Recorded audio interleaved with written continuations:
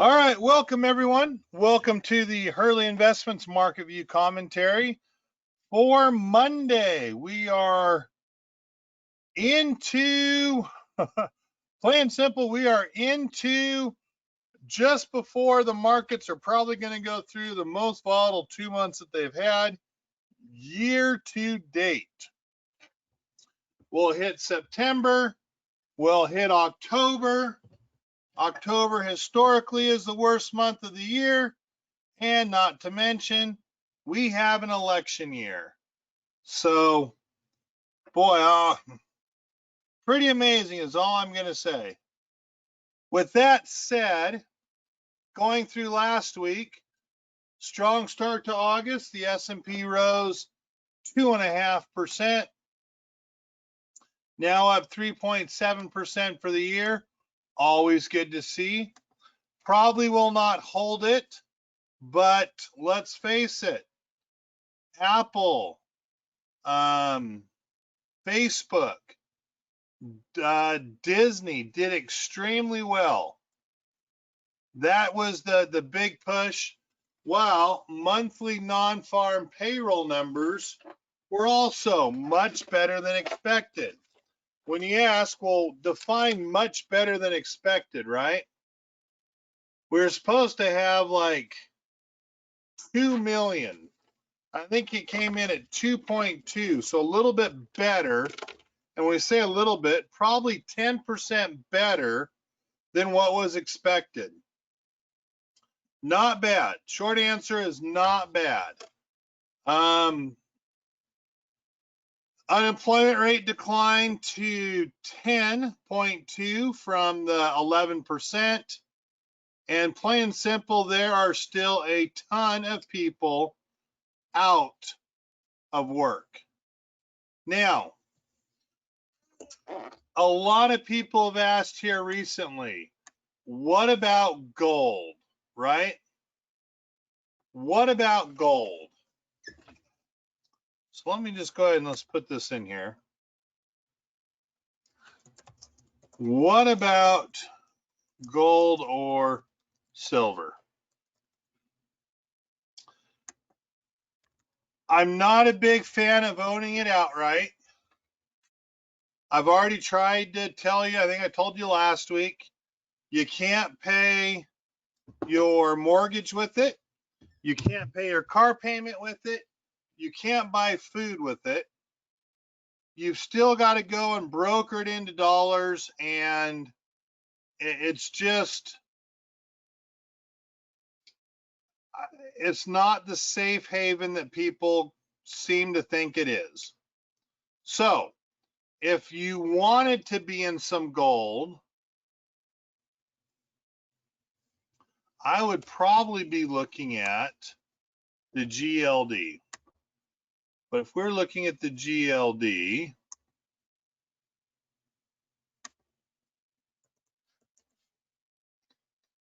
the S&P Gold Index, let's take this out to a year.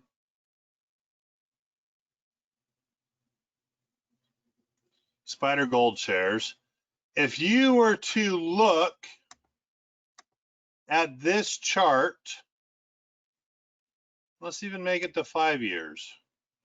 What would you probably tell me? If you were to look at the GLD, what would you think?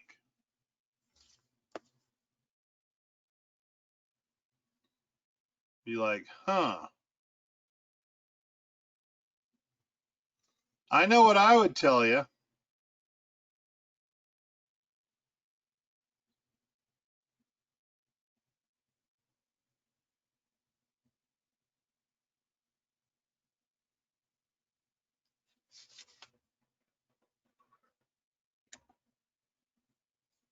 Getting extended a bit, okay.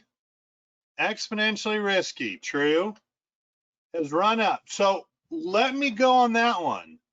It has run up. You've probably already missed the run up. I mean, plain and simple. If you're to look at this chart,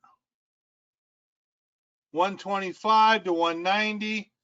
I don't see it. If we're going to go to the gold, what's the gold COMEX?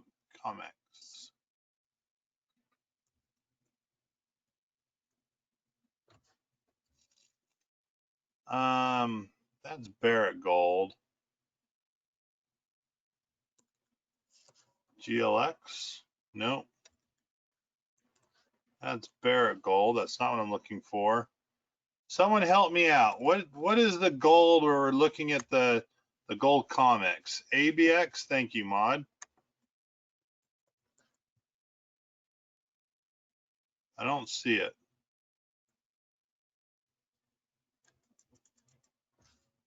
HUI? No. Let me go this way.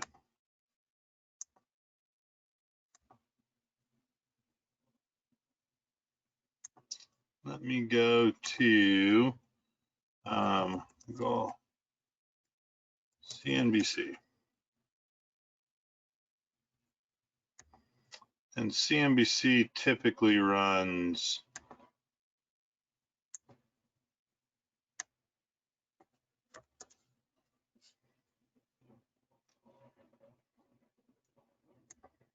gold, commodities exchange. This is a gold Comdex at 2000. If I go out 5 years this way, you basically have missed the run. It's pretty simple. If you're going to get in it right here, I'm curious to know where you're going or what you're looking for in your price. You're basically at the highs. Now, if you were going to change that though, and look at silver, I would tell you silver has quite a bit of ways to run, even though it's at $29. Silver has up to 52 to get up to the all-time highs. So we've got a ways to go on silver. Got to go back a ways to get to it, but 52 is the high price on silver. On our charting, we're still looking at 39.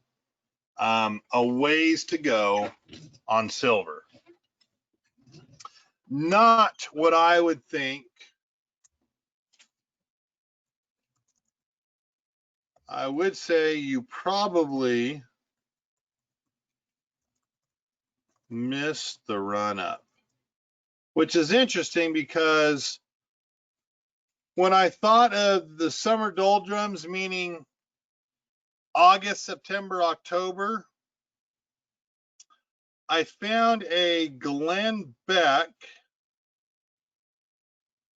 preparedness guide to the Marxist Revolution. This was published June. So here we go.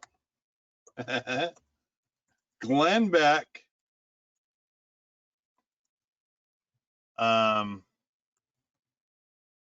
Marxist Revolution, dated June 16th, 2020. And I'm just going to relate some parts to trading, some parts to what you should be thinking of in regards to how you want to invest in your thought process. The first thing, and I'm gonna say this, related to investing.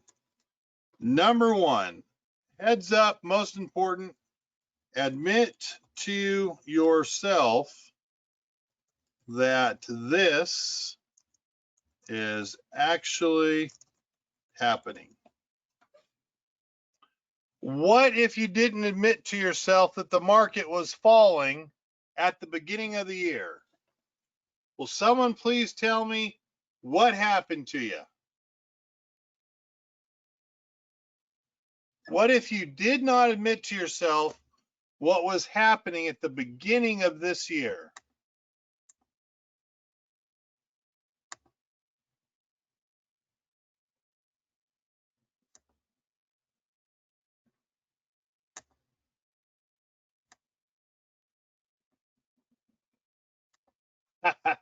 I like it. Yes. If you buried your head in the sand, you were down 35% or more. I agree. So the question is, why are people willing to sit through that? Give me some reasons. Why are people willing to sit through a 35% drop and tell themselves that's okay? Because it's going to come back, right? In fact, it's amazing. 3 of you. Human nature, denial will come back. Action, freeze, not prepared for it. It's going to come back someday. And the someday was quote unquote. It's going to come back until it doesn't. Excellent comment, Lance. Exactly right. It's going to come back until it doesn't. And really, you freeze because you're not prepared. Imagine if it doesn't come back. A third, 35% of what you work so hard for doesn't come back. If I can suggest an exercise for everyone here, go and put $100 in the stock market on 2000. That's when I first started putting money in the market. And just run the averages and see how long it takes for that $100 or $1,000 to double. And let me give you a hint. In March of this year, it probably still hadn't doubled. Your $1,000 or $100, whatever you wanted to put in 2000, still hadn't doubled.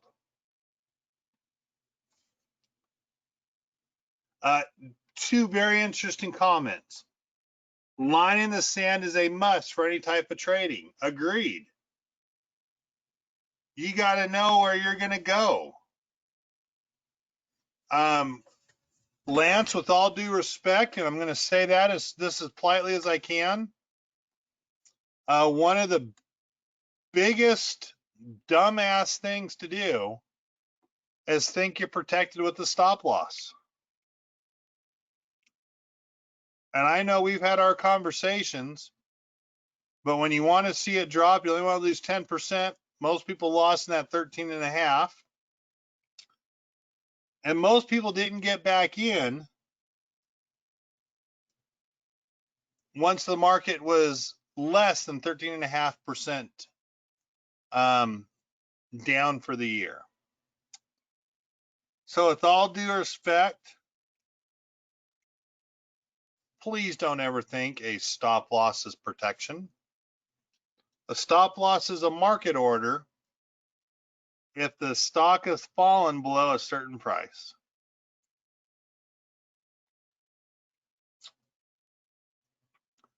All right. You've got to admit to yourself what's actually happening. Hope is not a help here. I love this one. And this goes right back to what Maud has said twice now tonight. Follow the 6P rule. Prior, proper, planning, prevents, piss, poor performance. It's a mindset. It's a change. It is really tough to trade, to invest, not for what you could make, but as a hedge against what you could lose.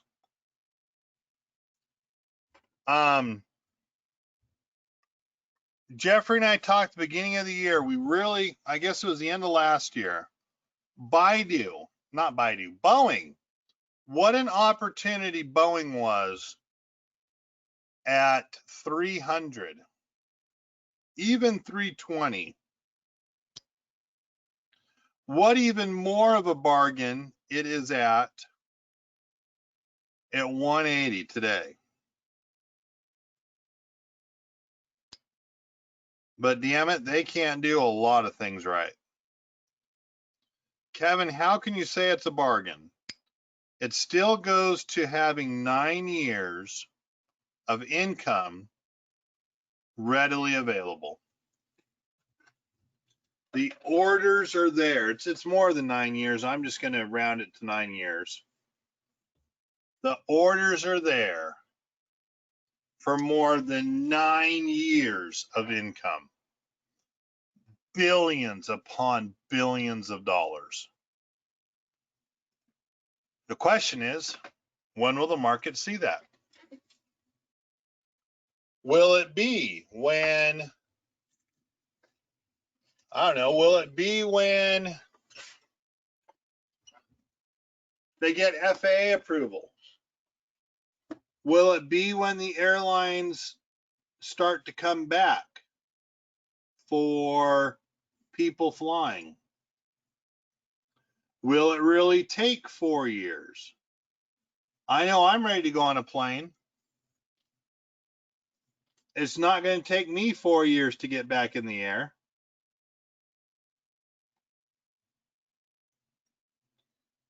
I want to go hunting.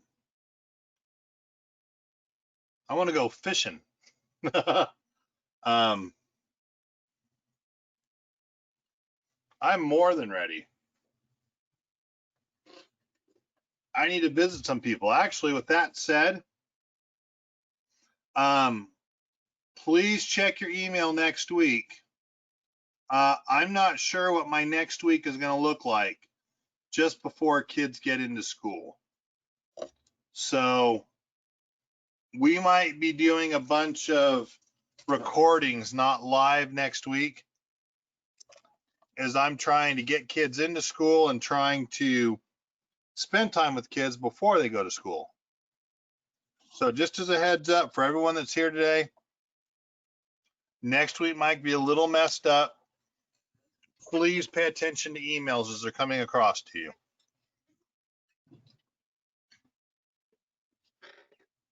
Prior planning. Paying attention to what's already happened this year.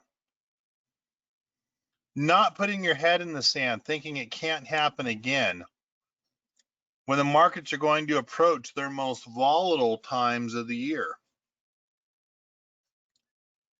Preparing for it. Preparing for, hey, you know what?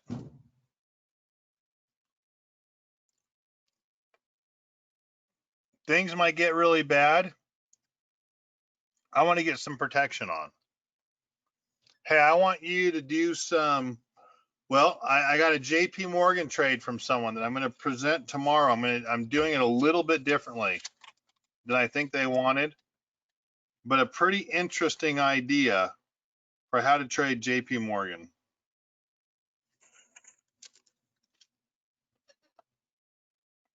Preparing for what can happen. Not ignoring what's already happened, noticing past history, noticing this drop.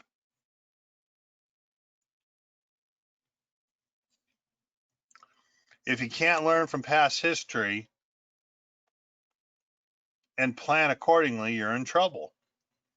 What was number 3? I thought number 3 was really interesting.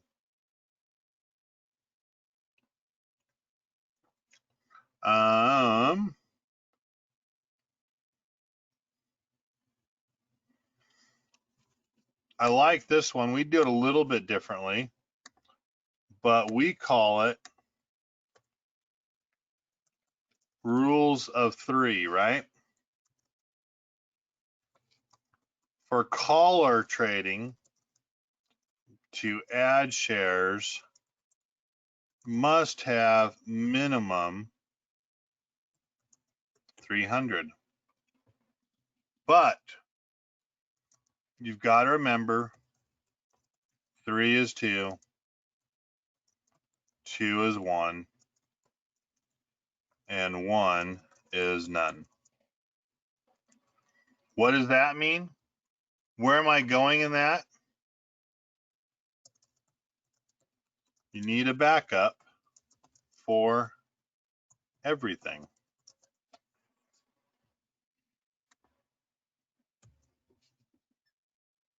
People don't understand that stocks move 3 different ways: up, down, and sideways. People don't understand options can move 9 different ways. It can stay where it's at, it can go up and can go down. It can stay where it's at in strike price and go out in time. Stay where it's at in strike price and go up in strike price and out in time, down strike price and out in time. Options can move in at the same strike price and in time. At this in time and down strike price, in time and up in strike price. Kevin, not moving is not moving. You can double up on it, for crying out loud, at the same strike price that it's on. Consider having a backup for everything. Consider looking at alternatives to what your trade could do. And the neat thing is, the rule of 3, needing a backup for everything, happens as you place the trade. It's not while it's happening. If you're trying to think of what the hell to do during your trade, you're back down to you're not following the 3P rule very well, and you're going to have some piss poor performance.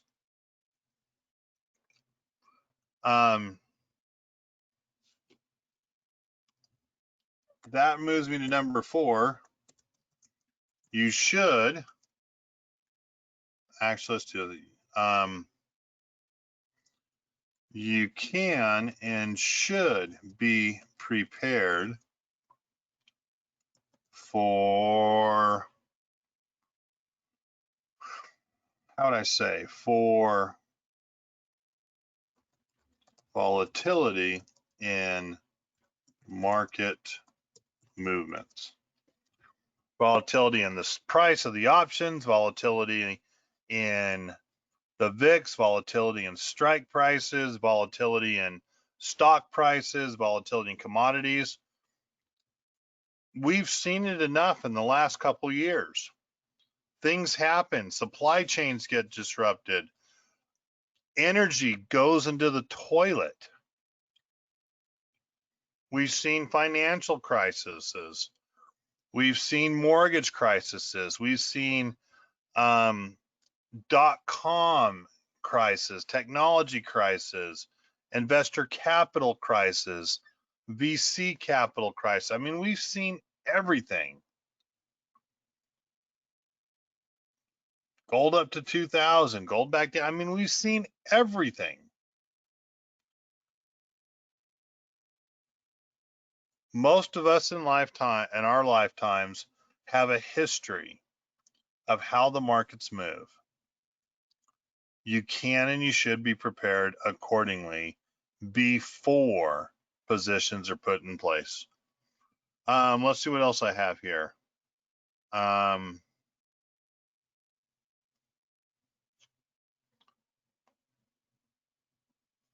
like this one, and I'm going to finish off with this one. Observe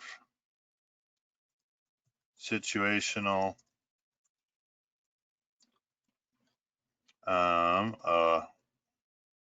awareness.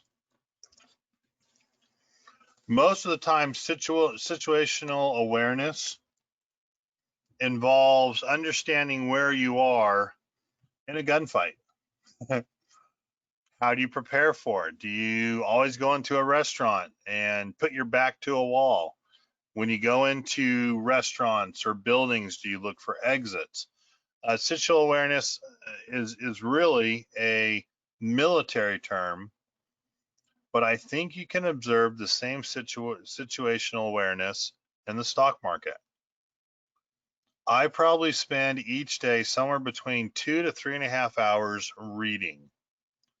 I read all kinds of stuff from Bloomberg and CNBC, and really I'm looking for the free material.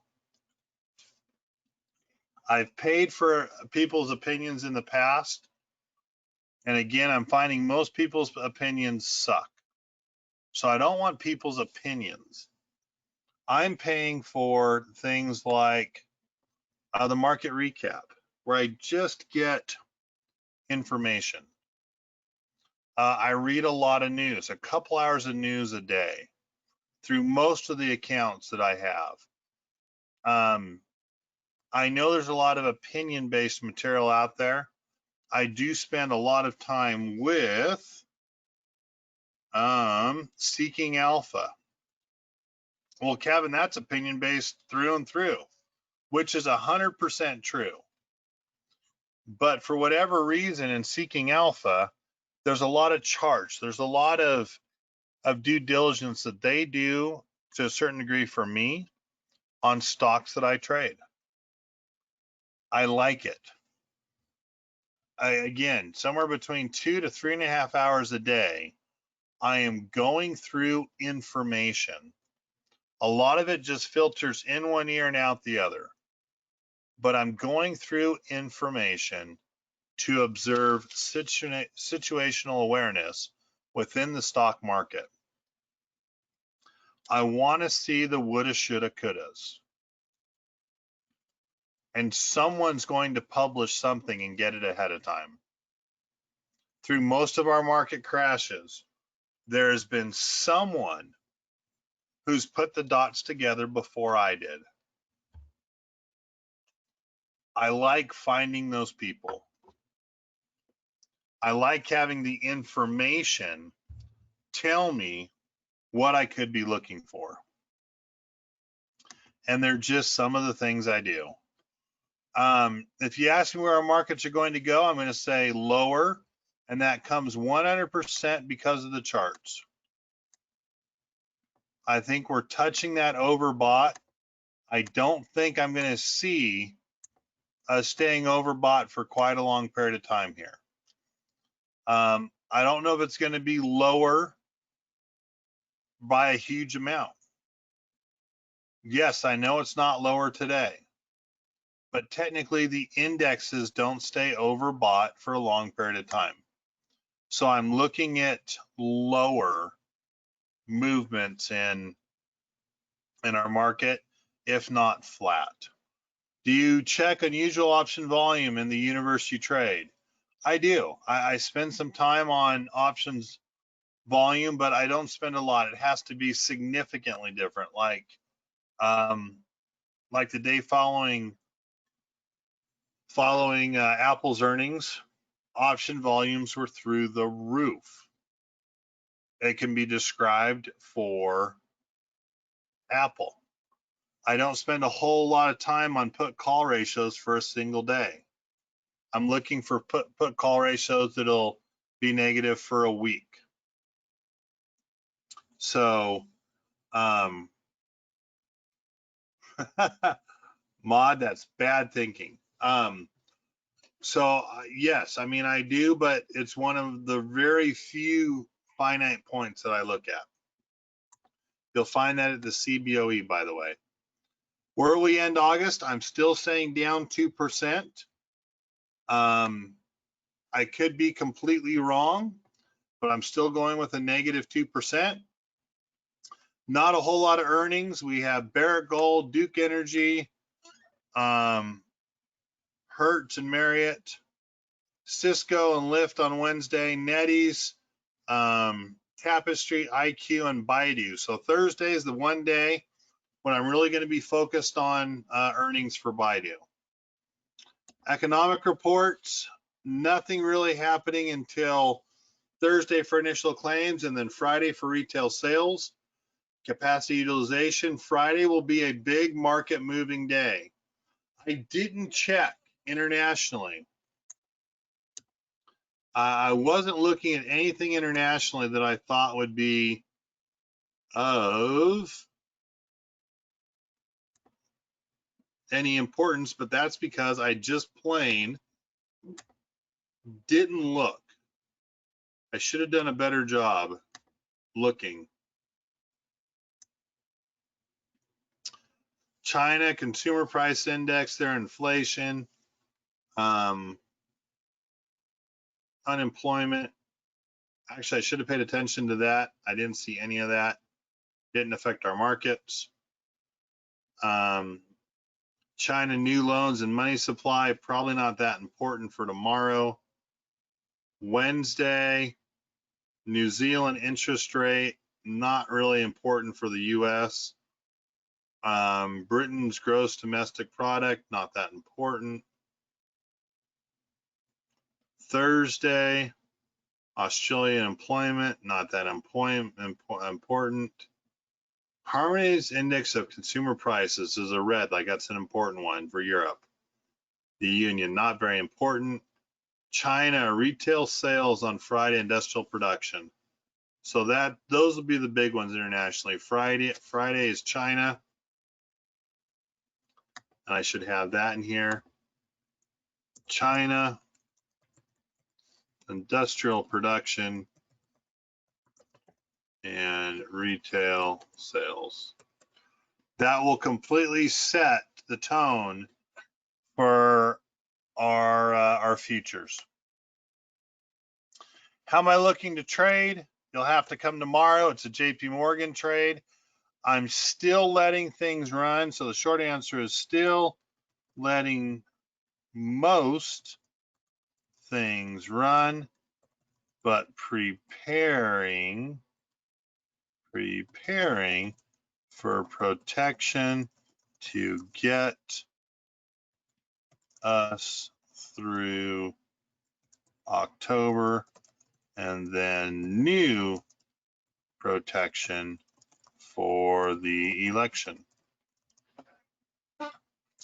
I'm going to have an article that's going to talk about it, but I do like Buffett's firm has bought $2.1 billion in Bank of America stock. If you're looking for a bank stock, it seems like he's shifting some money out of Wells Fargo and into Apple and Bank of America.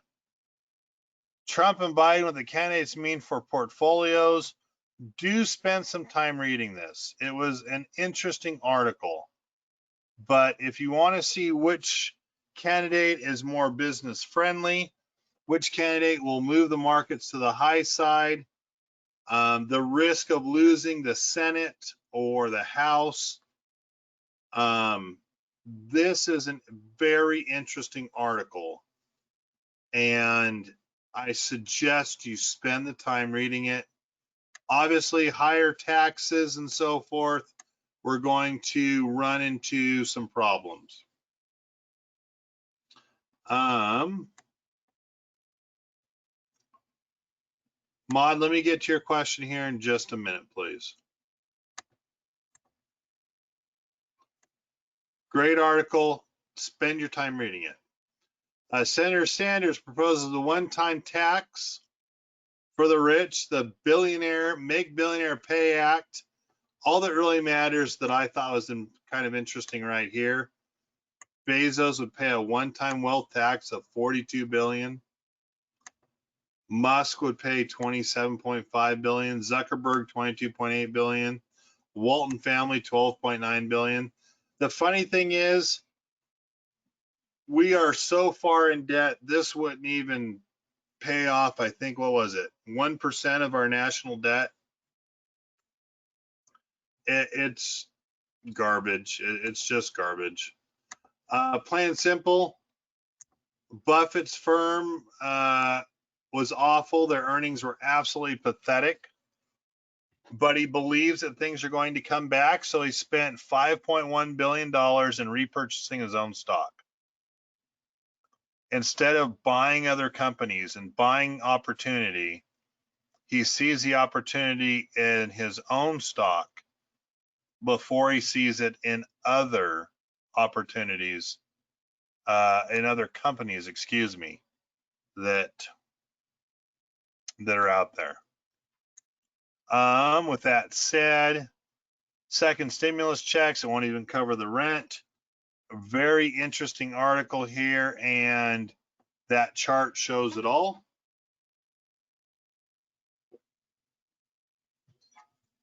Obviously, there's some places that $1,200 doesn't cover you for the month.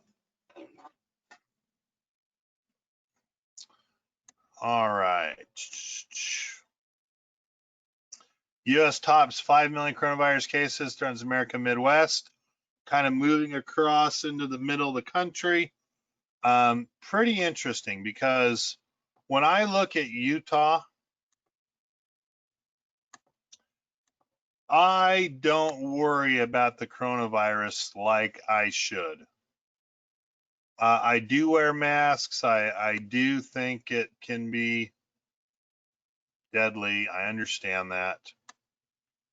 But when you look at Utah,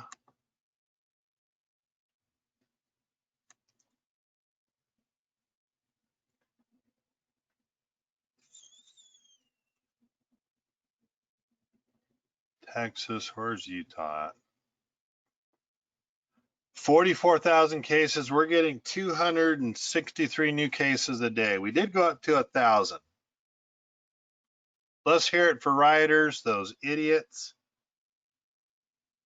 Went up to 1,000. I like that rioters are getting it, not normal people maybe.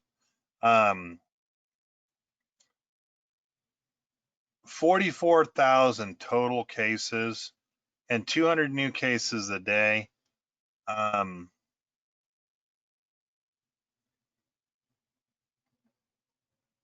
Total deaths have been 345 for Utah. I have it so easy here. Total deaths are 345. I wonder. That puts Utah into the last 10. Utah, Idaho, South Dakota, West Virginia, Maine, North Dakota, Montana, Vermont, Hawaii, Alaska. So there's 1, 2, 3, 4, 5, 6, 7, 8, 9, 10. We are state number 39 for total deaths. I have it ridiculously easy. The United States does not. The United States does not have it easy. And it's now going to move through our food supply chain as it's going through the plain states, the middle part of the United States. I'm curious to see how it's going to affect consumption of food, growing of food, farmers. It'll be very interesting and worrisome for me to see. But with that said,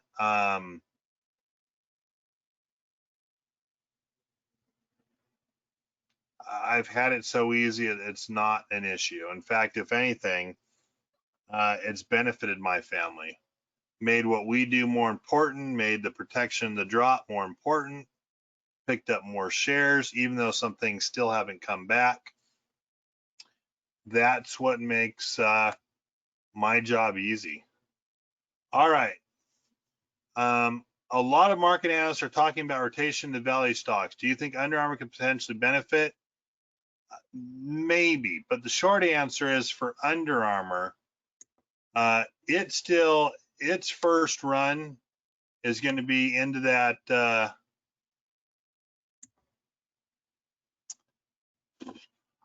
I'm going to do a leap spread covering on half the shares. So the short answer is tomorrow we're going to talk about a leap spread on half of the contracts, letting the other half go. It's going to be on JP Morgan. I would not look for Under Armour to have that big move up to 22 or 28 just yet. They're not a value. They're a retail. Retail is not there. It's not one that I would be particularly looking to be investing more money in at this time, but I would like to pick up shares as it falls down. When you look at Under Armour right now, it's a rather interesting chart.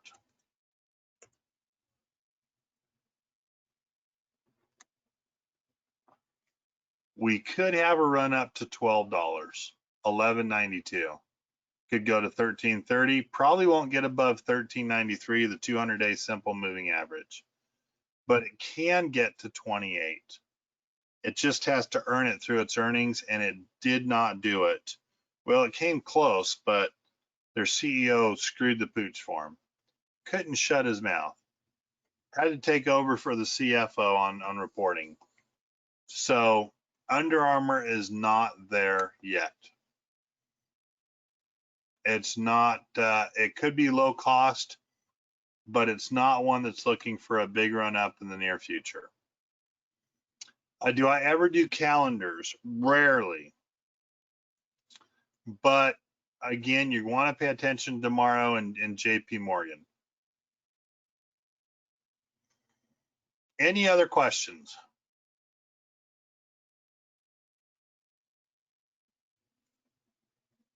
If there are not, guys, I appreciate you being around. I look forward to seeing you tomorrow night. It's going to be a JP Morgan calendar spread, but only covering half the contracts. And plenty of time to jump in, plain and simple. Guys, have a good evening. I look forward to seeing you tomorrow night. With that said, I will talk with you later. Good night.